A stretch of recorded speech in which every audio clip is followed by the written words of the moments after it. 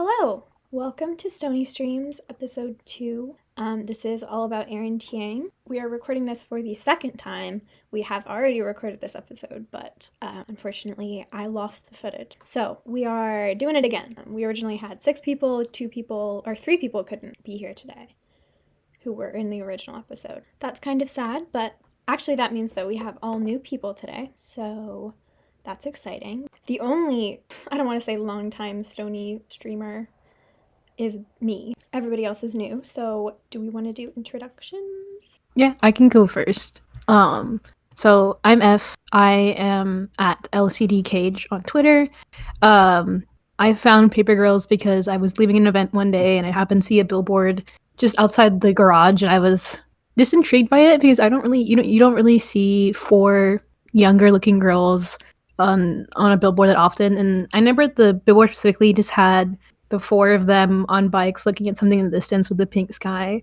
And I remember specifically looking at Mac and being intrigued because it was like, because you don't often see a young girl who's also like more masculine. So that kind of caught my attention as well. And then I remember I looked on Prime one day because I didn't have anything to watch. And so I saw Paper Girls had just come out the day before. I remembered it from the billboard and I watched it and I was instantly hooked. Also, I forgot to mention earlier, but my pronouns are she, her. And that's me. Hi, I'm Rosie. My Twitter handle is @itsalottie, and I found Paper Girls when I was just on Prime one day looking for something to watch, and I saw the image for it. I thought, oh, girl, Stranger Things, and then I watched it, and then I was like, actually, no, it's nothing like Stranger Things, and also it's awesome. And then I became obsessed with it, and here I am. Oh, and my pronouns, I use any pronouns. Okay, hi, my name is Isa. I'm Cage on Film on Twitter. My pronouns are he, she, and I actually got into Paper Girls. I was keeping up with like the Sapphic Ship awards poll on Twitter, and because I wanted Souljiwon to win, spoiler alert, they did not win, but I told myself that I would watch whatever was number 1. So I got into Paper Girls because Izzy rigged her Berenstein edit to win. Alright. Why don't we just get started? Oh no, wait, we were going to do everyone's favorite Erin moments. Yeah, I can go first. My favorite Erin moment is definitely in the first episode after she's talking to her mom in Mandarin. First of all, I think the Mandarin in that show is really good. It's clearly very well thought out. But as she's leaving the door, she like yells something, and a lot of people didn't know what she was yelling, but she's saying 加油, which is just like a Mandarin phrase that's like, I can do this, we can do this. I speak Mandarin, I've been studying it for 6 years. And it's just a moment in the show that like I felt like really made me like her character. I say that phrase a lot when I'm speaking Chinese.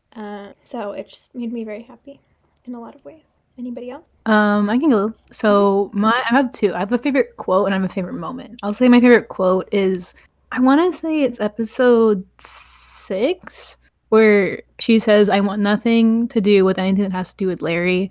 It's not even like that important of a quote. I just love that line so much because I imagine it was really hard for Riley to say. And I just know that somewhere there's bloopers where she messes it up. I mean, also, like we should get a blooper reel at some point. Hint, hint, wink, wink. Anyways, another favorite moment would probably be just when in episode 2, when the 2 Erins are talking and older Erin asks younger Erin what happened to her, like why she's covered in blood. And she just really casually says, one of the other girls shot me in the stomach, but I'm okay now. And they both just kind of brush it off. I just find that interaction just so funny because obviously it's like, what 12-year-old is caused they got shot? Apparently Erin Tieng. So I have 3 favorite Erin moments. They're all silly ones. One of my favorite moments is when she says to the other girls, I'm not like you guys. People need me. I thought that was really funny. And then when she pretends to her sister Missy that she's dating Larry, I thought that was very funny, especially like the performance Ali Wong gave. That was so amazing. It just felt so awkward, like you could feel the awkwardness in the air. And then also when she gave Larry the rude finger with the giant robot glove, I thought that was really funny. My personal favorite moment is the one where her and Mac are playing around in the men's coats and stealing money. That's, like nothing like playing with your bestie. Playing with gender and stealing money from rich people. I love that. Yeah. Something I do want to talk about really quickly is I know when we first recorded this, F brought up a different moment too that I think is important and leads into what she wanted to say first, which was the moment as they're going into Mac's house and everybody's like freaking out because the sky's pink and nobody's around and they don't know what to do. And Erin starts to take off her shoes, and then she makes everybody take off their shoes when they get to her house. If you want to start on that. Yeah. So, like, fun fact about that scene, I think that's actually what really got me into the show in the first place, is just because that happens within the first, 15, 20 minutes of the show, at least the scene in Mac's house. Mm-hmm. And I mean, a few things just about Erin as a character meant a lot to me, being Asian American. I'm not Chinese, but I do have an understanding of Chinese culture because there's so much overlap with my culture. But just having Erin is a great representation of immigrant kids in America, I think. Obviously it's the 80s, so it's not completely accurate to now, but I do think a lot of her experiences mirror those of experiences of immigrant kids today. I can say this being one. I think you mentioned it a little bit earlier, Nora, but the whole how her mom doesn't speak very good English. Again, another detail I think this makes Erin even more real in terms of representation is the fact that her mom doesn't speak much English. She speaks Mandarin to her daughter. Her daughter replies it in English and even has a little bit of Mandarin. Even speaks a little bit of Mandarin back. I think that even subtle dynamic shows so much about her home life, which I think is such a great detail. The whole shoe scene obviously is a great thing because that's such a big part of Asian culture that we don't really see mentioned a lot. And the fact that she goes into Mac's home and is so used to that habit that she can't help but do it. And then quickly realizes halfway through that it's not as normal. Whereas when she walks into her house, again, that habit comes through and she instantly knows to tell the others to do the same thing. That small detail just really makes her feel even more like a real person, which I think is very important to her character and just the overall dynamic of the way Paper Girls is, where the whole point of the show, I feel like, and the story is that these girls they feel like real people because, in a sense, they are. I mean, a lot of their experiences can mirror our real life experiences. That pressure she has on herself to be someone for her family while also trying to be someone for herself. Like F said, we can see in the first episodes, we know that she has a very different dynamic between her family and the girl she just met. In the first few episodes, we can see her this awkward push and pull of who she was raised to be and being how she thinks the girls will want her to be. She says at one point that my mom used to think it was too dangerous for me and my sister to go out at night, but I really think she was too scared to talk to her neighbors. And it's almost like she's downplaying her mom's very real concern just for the sake of fitting into this group of girls. Also, from the beginning, we can see that Erin is a really shy character. We know that she kind of, she faces that one racist man with the delivery. And we can see that she wants to stand up for herself, but she doesn't know how to. She grew up very sheltered. It's like she doesn't know how to interact with the world around her. Yeah, I think with just in general with the whole sheltered thing, we can see she doesn't know her way around her own neighborhood. So she's, after the interaction with the racist guy, Tiff says, Marion's two streets over, you're in the wrong place. There's a lot of moments where she seems really outside of the group in that, and she feels really sensitive about it. So I think the whole new girl nickname is something that she feels extra sensitive about because she just always feels like such an outsider. And that eventually leads up into the whole I'm Erin. My name is Erin. In that stressful situation, she doesn't want to feel like an outsider, and I think it's a lot bigger of a deal to her being called that than it is to them, in their minds. When the girls went to save KJ from Wally Becker, they instantly picked on her because she was new and she looked like she was easy to scare, and she was. And she didn't know that she was supposed to act tough like the other girls were to not be an easy target. So she spends a good chunk of the show trying to prove to the girls that she's tougher than she appears. She says that she knows how to throw a punch and she's too old for Halloween. And it's just this overlap because we can also see, like F mentioned, overlaps from her own culture that she still does, these little habits that she still has. So we can see even in her solo interactions with the girls, she manages to use her mom's point of views. They're in the middle of what seems to be a national crisis, and she immediately thinks about possibly sacrificing herself because her mother can't speak English and she would be put in danger. I just think Erin's a great representation of Asian culture overall. I mean, I feel a lot of Erin's character just comes from pressure from her culture to take care of her mom, and to also just do well in her career, in her life. I mean, obviously there is that whole where there's this whole saying where Asian Americans are the model minority, which I think is a whole argument in itself that should, be stopped. But there is a pressure with that feeling of you need to do well for your family and you owe something to the your parents because they are your parents. And being a kid who deals with that culture, but also dealing with the culture of the U.S., where a big part of who you are in the U.S. has to do with being independent of your family, not owing anything to really those around you. It's a much more individualized culture, whereas Asian culture is much more communal. And I think Erin, you can see, kind of struggles with that too, where the people around her and even her sister go off to do their own thing, and she feels a sense of, like, I guess, jealousy you can almost see, especially with the way she talks about Missy. And I think that's also just a great way to represent the sort of effect it has on you, like, in going into even adulthood. We can see that she's very protective of her family. Immigrant cultures, I would say maybe specifically Asian cultures, have very like collective mindsets, like family over independence. And then in older Erin, we can see that she never reached any of these high goals that she had set for herself. She didn't have 4 kids. She wasn't president. And she instead became a full-time caretaker for her mother because A, she obviously really cares about her mother, and B, I don't think she wanted to like destroy Missy's opportunities, because we can also see that Missy said that she didn't ask to be spared. She didn't ask for Erin to take all of the responsibilities of caring for their mother. But Erin has like a way of always putting everybody's needs in front of hers, and older Erin suffers the consequences of never becoming her own person. And that pressure, you can tell, weighs on her so much, and which I think is also interesting because how different, like we've talked about this in the last one, but just the dynamic of her and her family is like she's a caretaker, whereas her dynamic with the girls is more so of like the little sister that gets taken care of, which I think is nice too, because I feel like Erin needs that. She needs someone to have her back because she doesn't really have, and again, you can see that weight on her goes all the way to 2019 from 1988, which is such a sad thing. I think Erin's a very sad character. Also, in relation to her being a bit sheltered, she also doesn't realize how dangerous some situations can be, like we saw with the scene where Tiff rescues her from the racist guy, and Erin says to Tiff, I could have handled it myself, or something along those lines. And you can see that she doesn't really know when you've got to kind of stand up for yourself in a situation, when you've got to escape a situation because it might get dangerous. And so, yeah, that was interesting to see. And then I also liked to see how the other girls really took her under their wing.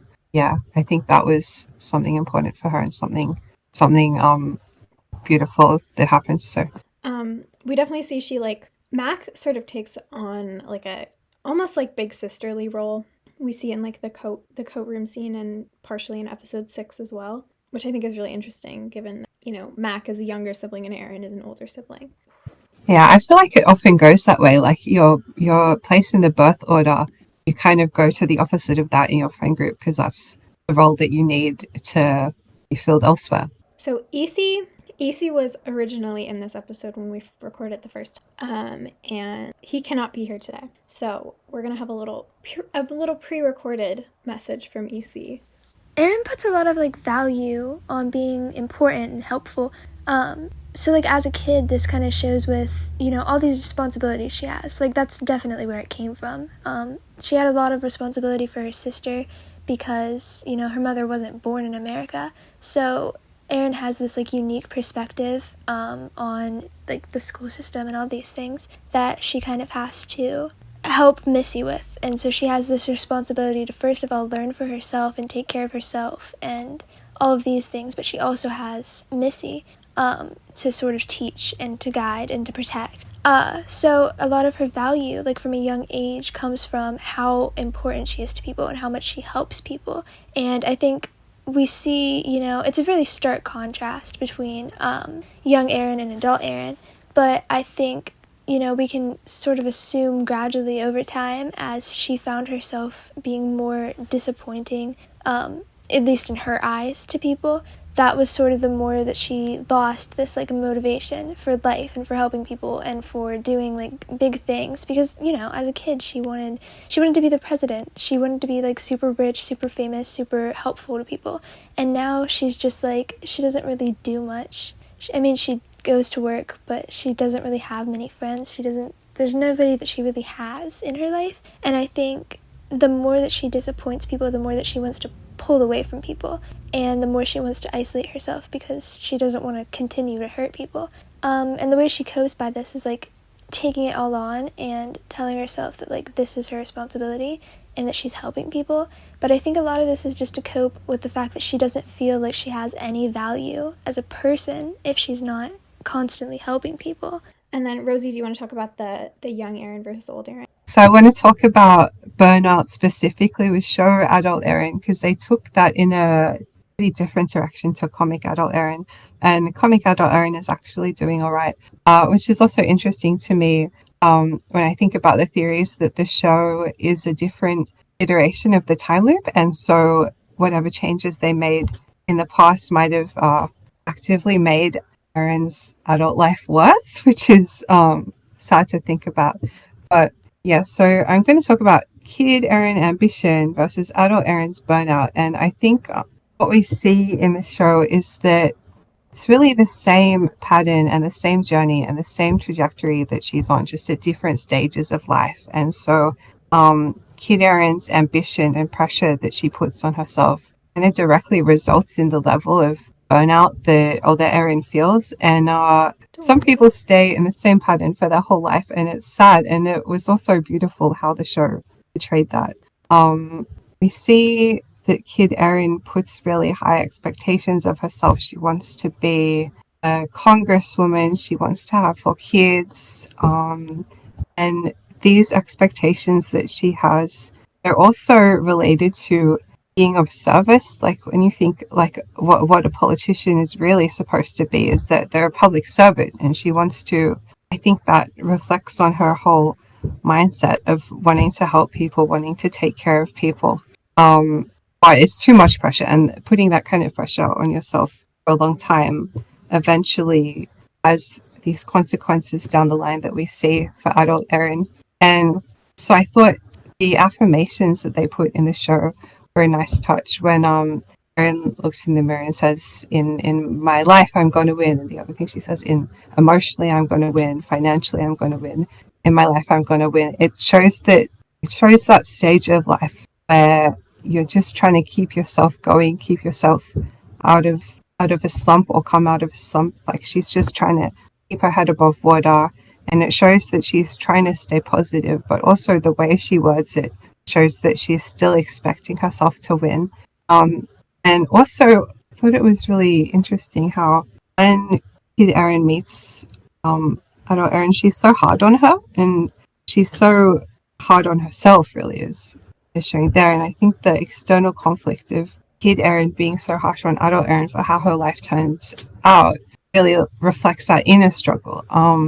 And with adult Erin, that's come to fruition more because she's had to face a lot of the harsher parts of life, and I think she feels just an overwhelming sense of disappointment with life, but probably also with herself, and also with her family, with seeing herself as the caretaker in her family. It probably feels like a personal failure that her relationship with her sister is on the rocks, and there's nothing left that she can do for her mother. And I think it probably is a big shock to her when Missy says something like, "You prevented me from having a relationship with my mother in her final years." I think that that revelation probably hit her really hard. So yeah, and when we see adult Erin, she's really in a state of surviving. She's just trying to keep going, and although she keeps telling herself she's going to win, she doesn't really have any hopes and dreams. She has this kind of, like, we can see a fizzled out romance with that guy at the computer store that we can see didn't really go anywhere. And so it just must be an extra shock to her system to have kid Erin show up and throw all these insecurities in her face and throw all these expectations back in her face. And then, but it kind of comes to, it culminates in a really interesting scene and a really beautiful moment, I think, where the moment she had in the robot, when she decided to sacrifice herself for their goal and also for the kids, it kind of, that was felt like a double-edged sword to me, because she proved that she really is brave and she really is strong and tough, which she's always wanted to be, but then she still ended up sacrificing herself for others. So it felt like a very bittersweet moment, and of course she had to logistically in order to save kid Erin and stay alive, but yeah.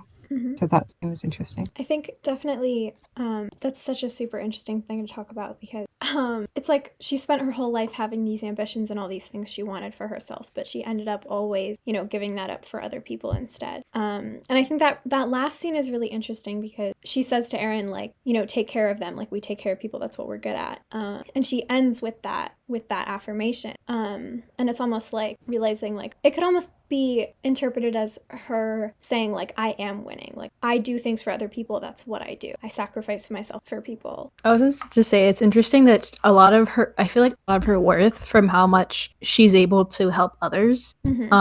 I mean, you can see with her mom and even the way that, like, that's so obviously still in the mindset of older Erin because of what you just said, how she said take care of them. I think we said this in the last one too, but it's interesting that she says to take care of them, when in the reality of the dynamic between the four of them, it's not really Erin taking care of them, it's more so KJ who's the kind of protector of the group, whereas, like, again, Erin's the little sister. And I think that again just shows Erin's mindset growing up is more so just not really about her but about others, which I think kind of plays in part with the fact that she doesn't really know how to choose herself or take care of herself specifically. And that probably plays into, again, like, why she didn't achieve what she wanted to. It's almost like she does all this work, like sacrificing herself for other people, but she doesn't listen to what they want or what they need. So, like, you're right, she doesn't really end up being the protector. She does sort of she, like, robs her sister of that by trying to take away the burden of taking care of their mother. She ends up, harming Missy more. And I think, like, sacrificing herself obviously was necessary in the moment, I think, but there's unintended consequences that has on Erin, and younger Erin and the rest of them. Yeah. What's interesting about that too is I feel like even though that's who Erin chooses to be, I don't necessarily think that's who she wants to be, if that makes sense. Like, I feel like a lot of her, you kind of see it throughout the show, but there's a fire in her that comes out here and there. Like, she's very frustrated about a lot of things. I mean, especially after older her dies, like, she becomes very, very, like, vindictive, especially towards Larry. But I mean, even when like, she is a protector, but I feel like she doesn't let herself feel because she's so focused on how others feel. I mean, especially, like, you can tell she has that sort of anchor in her, kind of similar to KJ, because they've kept so much in for so long because of, family expectations or pressure and things like that. I mean, one of my favorite examples of her getting angry is when KJ punches Mac and she very, very loudly says, "What the fuck, KJ?" Like, very much kind of out of character for her because she tends to be a little bit more quiet. But I mean, this is a little bit off topic, I guess, but I also feel like a part of her character is that she hides her personality quite a bit. I mean, you see flashes of it here and there, but she's very much, like, still a kid. But she's very much, like, kind of like how Tiffany is, like, a kid trying to act much older than she actually is. Yeah. I mean, you can see, like, the child in her when she gets really giddy when she first talks to the girls in the first episode. And especially, like, saying, "Oh, like, you're Mac." In this sort of, like, fan girlish way. Or even just the fact that she's so into growing pains and she very much likes that one character they mentioned. And she has, like, this childlike desire to have more for herself. But again, I feel like because she's so focused on others and sacrificing her feelings and her wants for others, she is her own, like, worst enemy in that sense. Yeah. Yeah. It also really struck me right in the heart when older Erin died in the robot and you could hear younger Erin yell out, "I'm sorry," and Riley's performance there was just soul crushing and so amazing, and you can see that she really, as much as she acted at odds with older Erin, she really loved her deeply and was hit hard by seeing that happening. Yeah. So, yeah. That scene was so crushing. Everyone died. Everyone cried. Yeah. People died. We'll talk about that more. Oh, yeah. A question that was asked by hole in the ozone was, when do you guys think that Erin got an anxiety diagnosis? Because she does take Xanax. Oh, yeah. Which is something, we talked about this in the first episode too. We sort of came to a general consensus that maybe that happened in college, before her mom got sick. And that maybe she didn't seek it out, but maybe Missy pushed her into it. Yeah, so we think, Missy asks her how her medication is going. Are you still taking your medication? Does she? I don't remember if she asked. She did ask. I'm pretty sure she said something about that. Yeah, because she was concerned about Larry. Yeah. Yeah, which actually sort of takes me to some stuff with Missy. I think something that I really wanted to talk about was how Erin, seeing herself sacrifice herself for them, how it affects her in episode 6 with Mac. EC, when we first recorded this, said that her favorite moment was when Erin calls her mother just to hear her voice. And also, they go to visit their house, and Erin, she gets angry almost at Missy, where, Max says, they look good, Missy and her mom, they look good and they look like they're happy. And Erin basically is like, yeah, but Missy is about to leave and mom's about to get sick and she's not going to do anything to help, which is a direct conflict to what she was saying before, when she was talking to older Erin of you didn't do a good enough job taking care of mom, and you don't even have a good relationship with Missy anymore, sort of in a blaming stage. And now I think after that, definitely what I saw was that she feels guilty for being so mean to her older self now that she saw that, and so she shifts that blame almost onto Missy and that anger, which is honestly really sad. And it's another thing of just it's so hard for her to understand other people's perspectives in situations like that. It's almost, I thought of something to say. I don't know if it's going to make sense. Right. But it's almost like her excessive focus on the needs of others is a way of avoiding herself, a way of avoiding introspection and reflecting on what she really wants for herself. But in doing so, she ends up not coming to an understanding of what those people want. So she's avoiding herself and then unintentionally avoiding them. I don't know if that makes sense. Do we have any other questions from Twitter people? We don't have any new questions. I wish I could talk about something to lift the mood. I remember this happened last time we recorded it. Well, it was we all kind of realized, oh, this is really depressing. We'll do some happier questions. Random detail I find interesting, but I love that everyone forgets that in episode 5, Erin is drunk for half of it. Yeah. Oh, yes. It's definitely and drunk Erin is so funny with the I loved the little gesture that she did to KJ when KJ was storming towards her, and she was just what, with a little hand gesture. Yeah, I think it's definitely, somebody when we were first filming said something about poor Erin in episode 5, no wonder she snapped at Max. She just saw herself die, and she's also hungover and on her period. Poor girl. Yeah. Fair enough. I think it was interesting that they also, because in the comics it was KJ who got her period, but they changed it to Erin. And like you said, poor girl has gone through enough, and they added another thing for her to deal with after seeing herself die. I also just love that. Oh, go on, Rosie.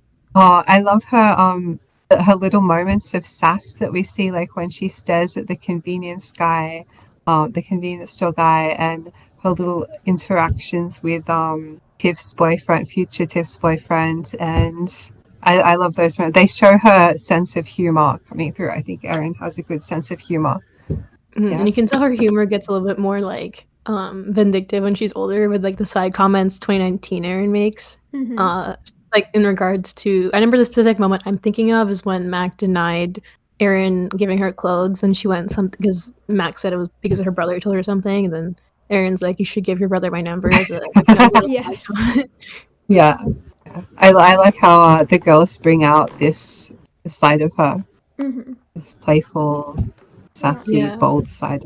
I feel they allow her dynamic with the girls allows her to actually be a kid. That's kind of also why she's it's very, I don't know, it's really it's nice to see Erin actually act like a kid around them versus you can kind of see in the beginning she's trying to hold herself to be this put together adult, even though she's barely 12 years old. That's part of the reason that I think the the scene in Erin's living room and the period scene are so good, because I think they're very much, Erin is very childish in two different ways. I'm just gonna go on some questions. So Hyperfixa said, do you think in a perfect world where Paper Girls had multiple seasons that we would have gotten to see any Erin clones? I would love to see Riley playing across from herself and give her the chance to inhabit several different Erin characters, which is something that I think is really wonderful. I love that idea. I'm not sure if they really would put it in the show, given that they're definitely going in a different direction with it. But I love Riley, everything Riley does. Riley's birthday is tomorrow as of filming this, yesterday as of posting it, which is kind of fun because we posted it at the Tiff episode the day after Tiff's birthday, and now we're posting the Erin episode the day after Riley's birthday. So Erin clones is definitely... Yeah, I would love to see Erin clones. Mm-hmm. I would love them, but I think it would all come down to if they would have been given the budget to do Erin clones. But I feel like it would have been cool because I feel like Erin... I mean, Riley she's a very young spirit, so I think she puts that through Erin, but also I think Riley's just really good at just, obviously acting. So I feel like her playing different versions of Erin would have been really fun to see because she definitely would have had fun with it. But yeah, I think it would have definitely been interesting to see how they put that in the second season, considering they were going off in a different direction from the comics. Yeah, I would love to see them bring her martial arts skills into it. I'm still hanging on for a season 2, but if they have that would be amazing. Yeah, imagine seeing an Erin clone fight Mac. And maybe even like different Ali Wong versions of Erin clones. Yeah. So to end, there were a couple more questions, but we're sort of trying to keep this episode short. But what Erin moment from the comics would you have most wanted to see from the show? That was from Math. And I sort of wanted to end with that one because we're not talking much about like the changes that they made between the comics and the show in Erin's character. Obviously, it's like a lot, but we're gonna have like a dedicated episode just for like those types of changes. So I know some moments that we talked about the first time. Mine that I said the first time we recorded this was the moment outside of the mall with older Erin and younger Erin. Yeah, that would be mine too. And older Erin's like talking about her life, and younger Erin's basically like I'm glad you didn't turn out this way, blah blah blah blah. And they hug, and it's just like a really sweet and tender moment. I really would have liked to see that. Yeah, I loved that. That was yeah, I really would have loved to see that. And another moment that I think Issa brought this up last time, but Issa mentioned how in the comics she takes her paper bag with her the entire time. And even like when she's shot, she's like, "Where's my paper bag? I need it." And she's like talking about the words for her like vocab quiz for school, and it's just like a really funny little childish Erin moment, and just like the connection and the dedication and ambition that she has with just keeping that paper bag with her. Yeah, for me, I think another thing I would have liked to, seen in the show that I have in the comics is just the relationship between Missy and Erin in the comic. If I remember correctly, it was much better, and also Erin was a journalist, if I remember correctly. Sorry, it's been a bit since I read the comics. It's like a month. I'm trying to recall here, but I know it would have been interesting to see again, like just the dynamic been more sisterly, at least when I got older. And I also just love the helicopter scene or bits where Missy's just a badass over here and Erin just like a proud sister with all of it. That would have been interesting to see, but I do think that I kind of like that change too, because I do feel like it makes Erin feel like even more real and a tragic character in a sense. But it did, the dynamic between Missy and Erin I think brought much more to Erin's character, or at least the TV show Erin. I don't think it would have made as much sense to keep that dynamic from the comics in the show with the direction they took with Erin. Yeah, I would have loved to see journalist Erin, but I think it would have made her possibly a much happier adult, and then it would have been very different. So, yeah. All right, that was our episode. Next week's episode will be the Mac episode. We've actually already recorded that. We're trying to get a week ahead on recording. But this weekend, we are recording the KJ episode. So if you have any questions or anything you want us to talk about, you can email us at stonystreamspod@gmail.com or tweet with the hashtag AskStonyStreams. Make sure that anytime you tweet about the podcast, either tag us or use one of our hashtags, the AskStonyStreams hashtag or the Stony Streams podcast hashtag. We love seeing all your tweets. We are actually now on TikTok and Instagram as well. Both of those accounts are also at Stony Streams. So let us know what you want us to post on there because we have literally no idea. Thank you so much for listening, and we'll see you all next week.